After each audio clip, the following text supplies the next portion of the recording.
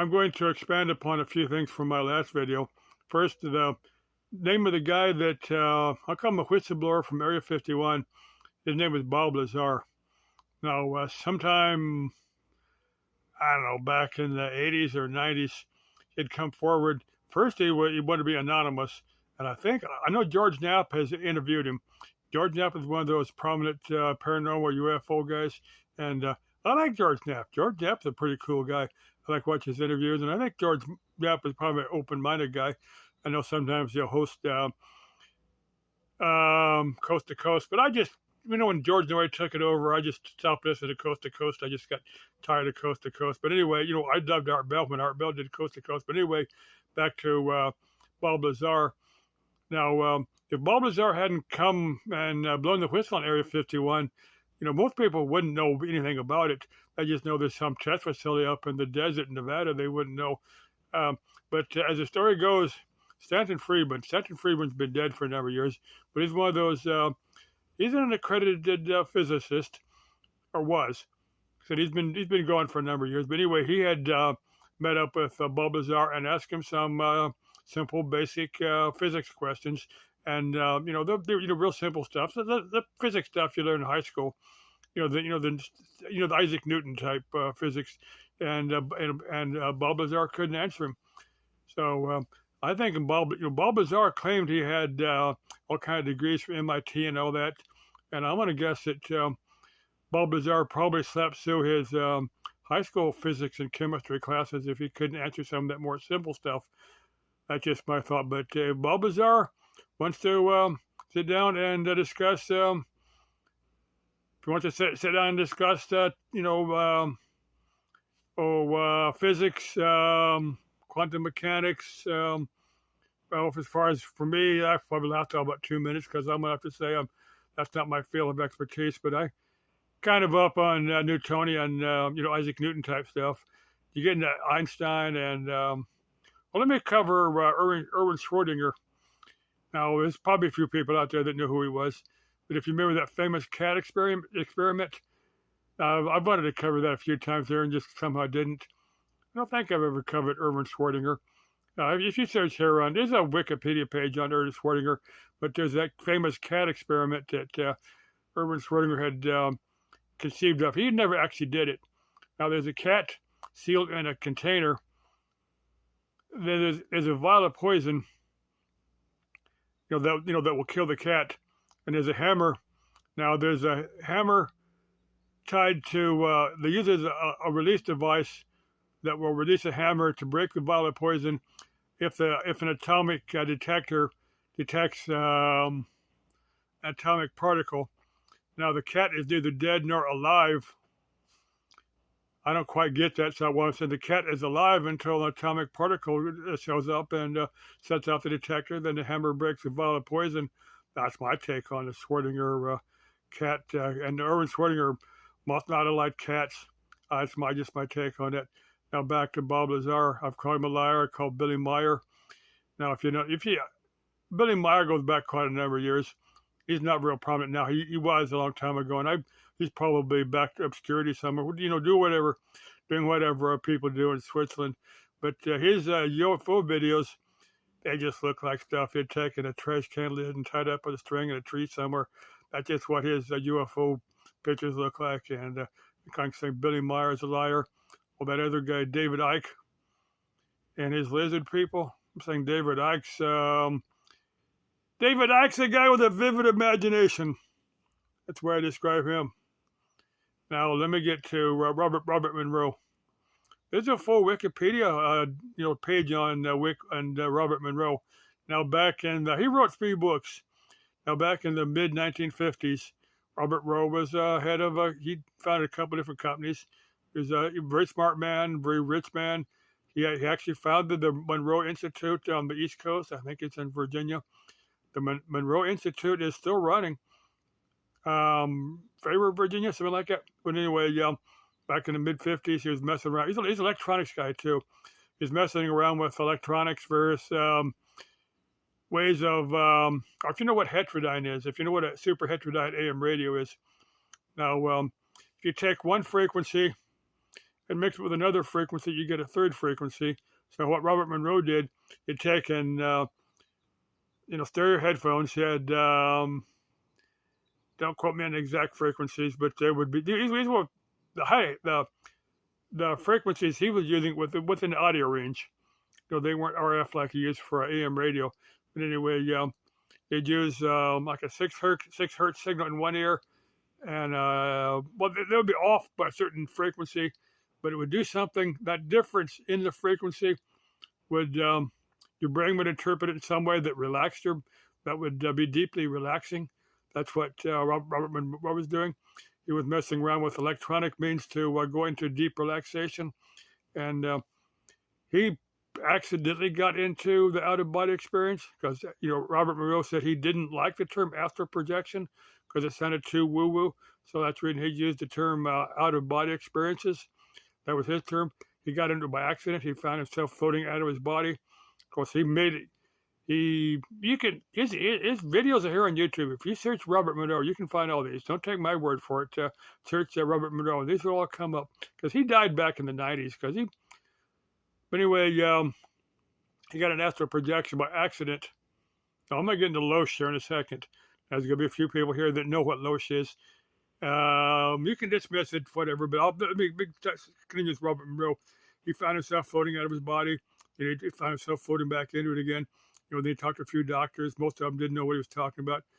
But then he got a few people that were into the more Eastern, the more metaphysical disciplines, and they said, "Well, you were having an out-of-body experience. You got there where we're taking you 20 years, but practicing. You go into India and then practicing with a guru or something, and you saved yourself a whole bunch of bucks of not having to pay a guru to do all that." But anyway, after a number of years, Robert was doing this. He'd meet up with all kind of people on the astral plane.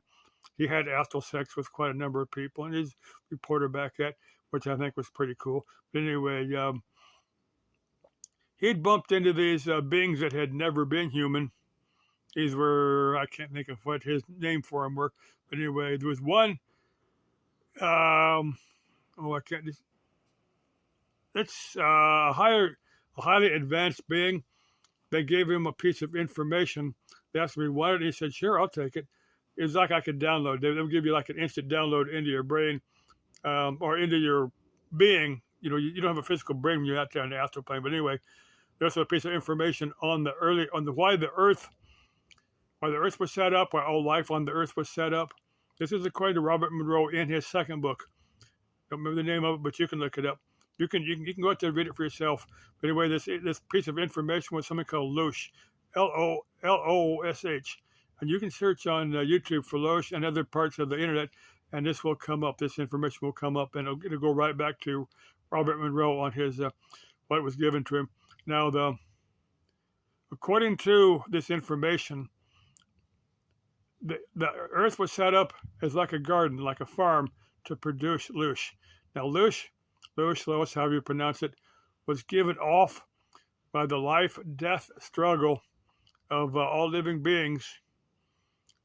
Because in the life-death struggle, that's why these beings that somehow needed, Earth was like a farm.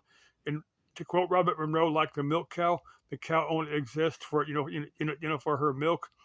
That's and it seriously depressed Robert Monroe, being getting this information, and I think he kind of dismissed it by the third book because he only covered it, for a few chapters in the second book, and I think he dismissed it. So maybe you're thinking, well, maybe that's not correct or something. I don't know. I don't know what his because I don't think he really talked about it much later. You can't find too much directly from him on Loesch on the interviews he gave. So you can take out what you want, but that is, you can say that is why Earth was set up as a garden, as a farm to produce Loesch. Like I say, you can accept it or not. That's why we all struggle. And let's see, I'm trying to quote.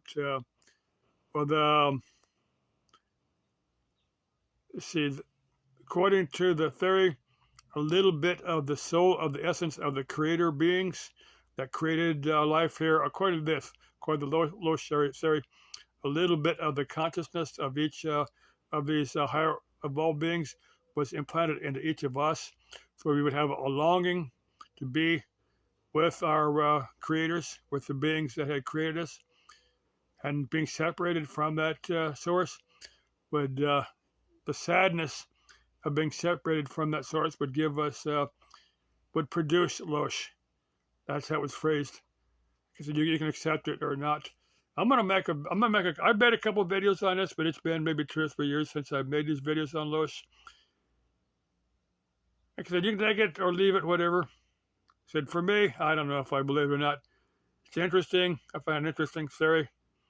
But whether it's true or not, I don't know. I'm not sure if I believe it or not. But I love Robert Monroe. Robert Monroe is one of my personal heroes. Just because he produced some interesting work. Love reading his books. It's been many years since I've read them, and I can't quote them word for word, but remember pretty much what they're about. Let's see if I covered it. Oh, something completely different. Now I know there's a shuttle bus that goes over to Vequeva. I was searching, trying to figure out where's the close. Well, I don't want to ride my pickup over there because it's a little bit too far away. Now, there's a couple of jobs I've done over in the south part of Laveen. Now, Vequeva, I've been there, but it's been many, many years. It's a Native American run casino. It's if you take 51st Avenue straight south from Phoenix, you'll run right into it. Now, there's a shuttle bus that runs over there, and I think these are free. I'm trying to find the close one. What I can do, just have $5 in my pocket, go over there, play the slot machines for half an hour. When that $5 was gone, that $5 would probably be gone about 2 pulls of the one-armed bandit. You know what I mean? Or I might go in there with $20, but when it was gone, I walk out of there. Now, the times that I finished the jobs over in the south part of Phoenix, close to Vequeva, I'd have maybe $400 or $500 in my pocket. And if any of you are doing a bit of gambling, you know that's the wrong time to walk into a casino when you got money in your pocket, when you got not a lot of money, but enough to. I don't want to blow $500 that I could pay bills with in a casino. If I'm going to blow money, I'd rather it be $20. And when I'm out of there, then when that's gone, I'm out of there. I think anybody that's done any gambling knows what I'm talking about. If you know how to budget your money, you don't walk into a casino with a lot of money in your pocket unless you got the money to blow. I'm the same thing with any other gambling. I don't gamble with money. I don't gamble with money I can't afford to lose. If I can figure out how to get that shuttle bus and take $5 or $20 over to Vequeva, I want to get some video from the outside of the Vequeva because last time I was over there was before. I think YouTube was in its infancy last time I was over there. Now, I do have a video from the Desert Diamond Casino. I think I just posted a video. I didn't title it Desert Diamond, but it's actually in Waddell. That's on the way back from the waterfall hike in the White Tanks. I stopped by there because I just wanted to see what was over there. Very, very nice place, but it surprised me that it's a big place, nice place, and it was maybe about 4 or 5 other people in there. But I mean, not counting their staff. I know what people are playing the slot machines or eating at the restaurant, or if some chick is into that and just wants somebody to go with her, maybe some chick likes to hang out in those places. I might try that once because I know one or two chicks that like that, and I don't want to spend hours and hours in there. I'd want to spend 10, 15 minutes, and then when my money's gone, I'm out of there. And for some weird reason, I'm thinking of that Twilight Zone, from that guy that I got one more story I'm going to tell here in a second. Now, I kept giving this guy's name was Franklin, and Franklin had I think that's his first name. Franklin had won a bunch of money in the slot machines. In the Twilight Zone, I'm talking about the one with Rod Serling back in the 1960s, and Franklin kept hearing the slot machines calling to him, "You got our money, you're a guy," or something to that effect. And Franklin went back and dumped all that winnings back into slot machines. Kind of a bizarre. Now I remember I'd walked out of Vequeva. God, this is back when they still gave quarters. They don't do that anymore. But I'd walked out of Vequeva with about $300. out of a slot machine and quarters. I had a wiring job I had to do the next day. So I walked into a local hardware store. Yeah, the hardware store isn't in there anymore. I had to get about $100 for the wire. So I had walked into the hardware store with these quarters and paid for about $100 of like number 12 solid wire in about 3 different spools. That's been a number of years ago. I remember this lady. This is one of these, a very nice lady, very sweet little lady.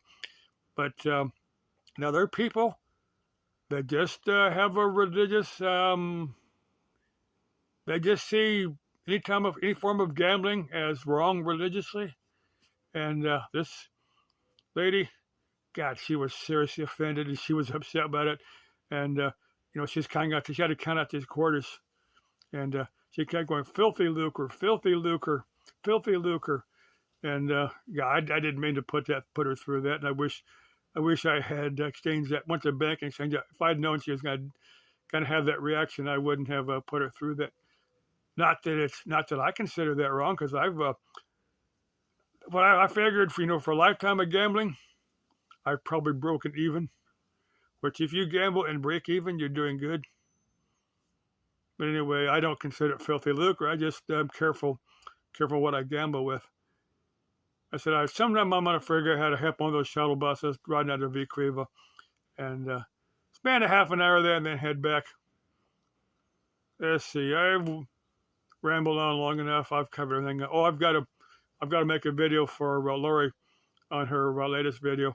I'm going to post that later. I'm pretty sure Lori's watching my videos, so YouTube channel is not yellow for me. I'm going to let this one compose my thoughts about the rest of her video, and then post the video, then then let her know on her video that I posted a video for.